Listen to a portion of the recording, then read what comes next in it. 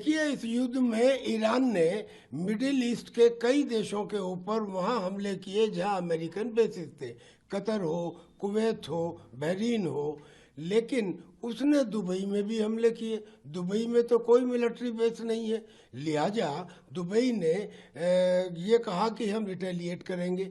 जैसे ही उसने ये कहा, सऊदी अरबिया जो पहले अपना एयर स्पेस अमेरिका को ईरान के खिलाफ नहीं देना चाहता था, उसने कहा मैं अब अमेरिका के साथ हूँ। यानी जो और कंट्रीज हैं, हो भी सकता है कि वो इसराइल के साथ आ जाएं, जिसको वो नहीं चाहते थे। यानी कि एक बदलाव और एक बढ़ता हुआ दायरा भी। बढ़ता हुए दायरे का तो अंदेशा ये कि शायद महायुद्ध में ना बदल जाए, और बदलाव का इफेक्ट ये कि अब चूंकि खोमेनी को मारा जा चुका है, वहाँ पे सत्ता परिवर्तन होता है, और अगर वहाँ एक डेमोक्रेटिक सरकार आ जाती है, यानी कि वहाँ इस्लामिक शासन खत्म हो जाता है, तो बहुत मुमकिन है पहलवी में पहले की तरह, जैसे पहलवी के समय में अमेरिका ने ईरान को खुद होके न्यूक्लियर टेक्नोलॉजी दी थी, शायद अब भी वो दोबारा दे दें।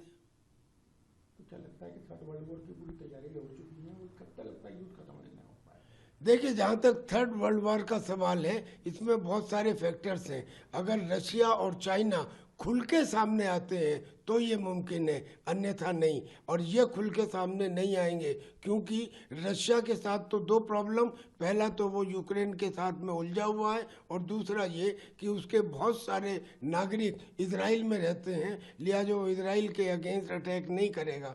चाइना का ये कि चाइना बिना मतलब किसी दूसरे दो देशों में के लड़ाई में अड़ंगा नहीं लगाता है। उसने जो कुछ मदद करनी थी, यानी कि प्लेनेटरी मिक्सर देकर, सेंट्रीफ्यूज देकर, यूरेनियम के रिचमेंट के लिए और सॉलिड फ्यूल के लिए, वो उसने कर दी, या HQ-9 जैसे यूजलेस एयर डिफेंस सिस्टम दे दिए। इससे ज़्यादा मुझे नहीं लगता कि चाइना इन्वॉल्व होगा, और अगर ये दो सुपर पावर इन्वॉल्व नहीं होंगे तो फिर वर्ल्ड वार की कल्पना करना थोड़ा मुश्किल है। हाँ, बड़ा युद्ध है वो तो चल ही रहा है। देखिए, आज के जो हालात जब मैं देख रहा हूं, जिस तरह के हालात वहां पे डेवलप हो रहे हैं, ईरान, अमेरिका, इजराइल, सबके पूरे मध्य पूर्व के अंदर, मिडिल ईस्ट के अंदर, चिंता का विषय तो है। और जो अमेरिका इजराइल ने किया है, भारत जैसा देश, या मैं एक लोकतांत्रिक देश का नागरिक हूं, उसका समर्थन तो कर नहीं सकता। लेकिन प्रश्न ये है कि ये तो हमने तो किया नहीं, ये तो अमेरिका ने किया है और इजराइल ने किया। प्रश्न ये होता है कि उनका मकसद क्या है। मुझे ऐसा लगता है उनका मकसद ये है कि वहां पे जो इस समय जो पूरी रिजीम सत्ता में है, जो काफी हद तक जिसको कट्टरवादी माना जाता है, जो ये इस हद तक जाता है, कहता है कि इजराइल को अस्तित्व में रहने का हक ही नहीं है, या यहूदियों को अस्तित्व में रहने का हक ही नहीं है, इस हद तक वो लोग जाते हैं। और इस तरह का उनका एक ग्लोबल विजन है। साथ में तमाम जो प्रॉक्सीज हैं, हजबुल्ला है या हमास है, सबको पता है, हूतीज है, उनको वो समर्थन देते हैं। मुझे ऐसा लगता है अमेरिका इजराइल का जो मकसद है वो ये है कि वहां पे सत्ता परिवर्तन हो, वह नई किस्म की जो सरकार या लोग सत्ता में आए। और अभी तक जो देखा गया है उससे ऐसा लगता है कि अमेरिका इजराइल ने मिल करके वहां की टॉप लीडरशिप को खत्म कर दिया। वहां का तमाम जो मिलिट्री का जो ढांचा है उसको बहुत जबरदस्त नुकसान पहुंचाया है। तो मुझे लगता है अभी ये चलेगा, 6, 7, 8 दिन चलेगा, बहुत ज्यादा लंबा नहीं खींचेगा। इस दौरान जो है इनके पास इंटेल है, इंटेलिजेंस है, वो काफी हद तक जो उनका इंफ्रास्ट्रक्चर है, खासतौर से जो मिलिट्री इंफ्रास्ट्रक्चर है, उसको खत्म करेंगे।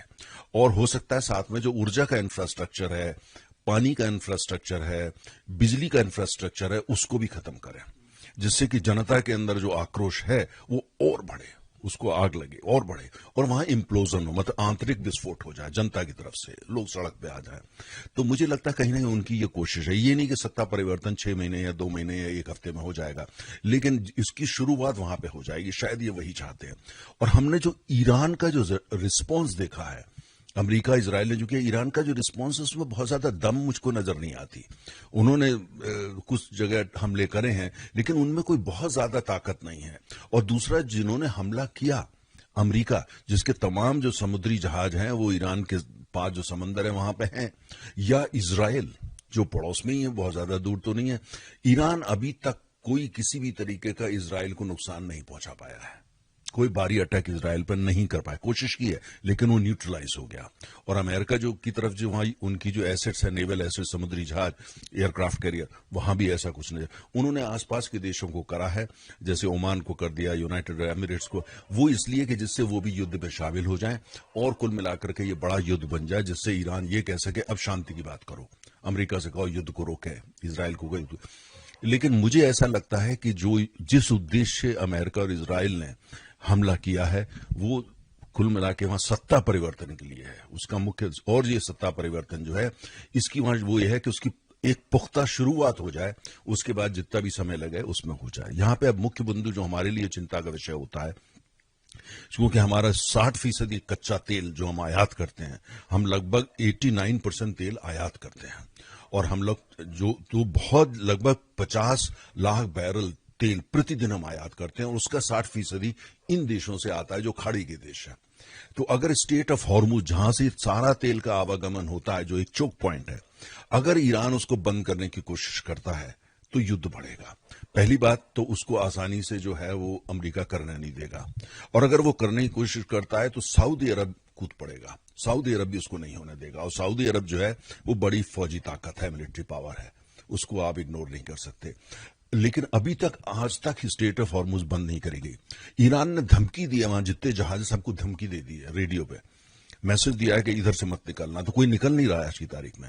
लेकिन मुझे लगता है कि अगर कुछ ऐसा वास्तव में वो करने की कोशिश करते हैं, यहाँ वहाँ बारूद बिछा देते हैं जिनको माइंस कहते हैं, वो फिर ऐसी स्थिति होगी कि फिर अमेरिका भी बीच में कूद पड़ेगा और ज्यादा, और सऊदी अरब भी कूदेगा, और हो सकता है कि यूनाइटेड अरब एमिरेट्स और कुवैत वगैरह वो भी कहीं ना कहीं उसमें शामिल हो जाए। और ईरान ये नहीं चाहेगा कि ऐसा हो, उसको पता है कि उसकी वो क्षमता नहीं है।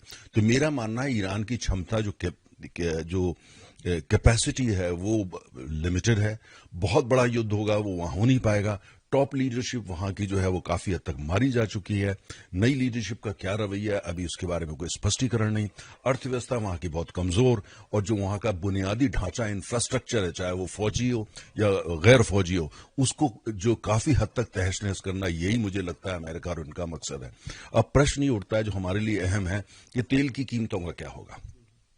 कल जब बाजार खुलेंगे, आपको पता है सबसे पहले बाजार टोक्यो में खुलता है, उसके बाद सिंगापुर, हांगकांग होता हुआ बंबई आता है। मुझे लगता है कि तेल की कीमतों में भारी उछाल आएगा, सोने की कीमत में भी उछाल आएगा, प्राकृतिक गैस, नेचुरल गैस की कीमतों में भी उछाल आएगा। बाजार बहुत परेशान है, क्योंकि बाजार सेंटिमेंट्स पे जाता है, बाजार डीप एनालिसिस नहीं करता, बाद में करता है। तो लेकिन उससे मुझे लगता नहीं हमें परेशान होना चाहिए। 6, 7, 8 दिन ऐसा रहेगा, लेकिन तेल की कीमत बहुत ऊपर चली जाए, इतनी ऊपर चली जाए कि वो नुकसान करने लगे, उसके लिए थोड़ा लंबा, अगर ऐसा 1 महीना चलती है तब बड़ा नुकसान होता है। लेकिन मुझे लगता है 8, 7, 8 दिन तेल की कीमतों में परेशानी आएगी, लेकिन चिंता होने की अभी कोई बात नहीं है, क्योंकि 7, 8 दिन में इनका ऑपरेशन, जो मिलिट्री ऑपरेशन है, ये खत्म हो जाएगा। और तेल की कीमत, क्योंकि कहीं से सप्लाई की कोई दिक्कत नहीं है, कहीं भी कोई डिसरप्शन अभी तक नहीं हुआ है, मांग कहीं से बढ़ नहीं रही, तो ये युद्ध के कारण होगा। और दूसरी तरफ इसके अगर हम, तो इसलिए कोई चिंता का विषय मुझे नजर नहीं आता, कम से कम अभी। अब कल क्या होगा सिनेरियो, कोई बहुत बड़ी डेवलपमेंट हो जाए, वो एक अलग बात होती है। दूसरी बात मैं यहां कहना चाहूंगा जो बहुत जरूरी है, कि अगर मान लिया ईरान में सत्ता परिवर्तन हो जाता है आज या 6 महीने बाद या 1 साल के बाद, और जो नई सरकार आती है वहां पे, वो कट्टरवादी रवैये को छोड़ देती है, जो सबकी मांग रही है, अमेरिका की भी और इजराइल की भी।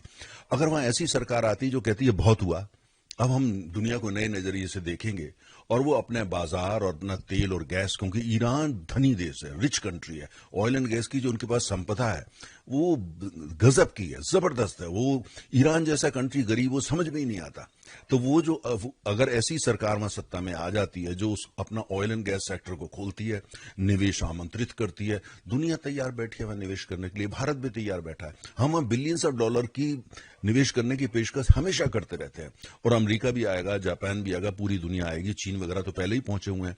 तो कुल मिलाकर के उससे क्या नतीजा होगा कि आज वो 40 लाख बैरल तेल का प्रतिदिन उत्पादन करते हैं, वो 40 की जगह 60 हो जाएगा, आने वाले समय में 80 लाख बैरल है। अर्थात ये कि दुनिया में जो तेल की सप्लाई है वो बढ़ जाएगी, आपूर्ति बढ़ जाएगी, दाम कम होंगे। और भारत जैसे देश जो है वो यही चाहते हैं कि तेल का दाम कम हो। अगर ईरान का तेल जो है, ईरान अपना कट्टरवादी रवैया छोड़ता है और ईरान का तेल बाजार में आता है, ईरान के खिलाफ कोई सैंक्शन सारी हट जाती हैं, तो दुनिया की अर्थव्यवस्था के लिए, खासतौर से तेल की अर्थव्यवस्था के लिए बुरी खबर नहीं होगी।